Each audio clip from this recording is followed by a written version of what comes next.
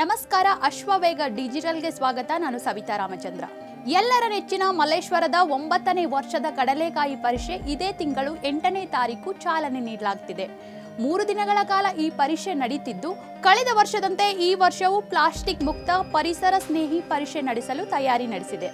ಒಂದೊಮ್ಮೆ ನಿಯಮ ಮೀರಿ ಪ್ಲಾಸ್ಟಿಕ್ ಬಳಸಿದರೆ ಆ ಅಂಗಡಿಯನ್ನ ಬಂದ್ ಮಾಡಲಾಗುತ್ತೆ ಅಂತ ಮುಜರಾಯಿ ಹಾಗೂ ಸಾರಿಗೆ ಇಲಾಖೆಯ ಸಚಿವ ರಾಮಲಿಂಗಾರೆಡ್ಡಿ ಈಗಾಗಲೇ ಎಚ್ಚರಿಕೆಯನ್ನ ನೀಡಿದ್ದಾರೆ. ಪರೀಕ್ಷೆಯಲ್ಲಿ 400ಕ್ಕೂ ಹೆಚ್ಚು ಮಳಿಗೆಗಳಿಗೆ ಅವಕಾಶವನ್ನ ನೀಡಲಾಗುತ್ತಿದ್ದು, ಬಟ್ಟೆ ಬ್ಯಾಗ್ಗಳಿಗೆ ಹೆಚ್ಚಿನ ಆದ್ಯತೆಯನ್ನ ನೀಡಲಾಗುತ್ತಿದೆ. ಇನ್ನೊಂದು ವಿಶೇಷ ಅಂದ್ರೆ ಸಂತೆ ಮಾದರಿಯಲ್ಲಿ ಕಡಲೆಕಾಯಿ ಪರೀಕ್ಷೆ ನಡೆಸಲು ತಯಾರಿ ನಡೆಸಲಾಗಿದೆ.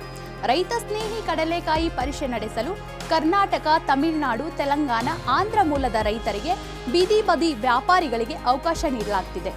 ಮಾರಾಟಗಾರರಿಂದ ನೇರವಾಗಿ ಶುಲ್ಕ ಪಡೆಯುವಂತಿಲ್ಲ.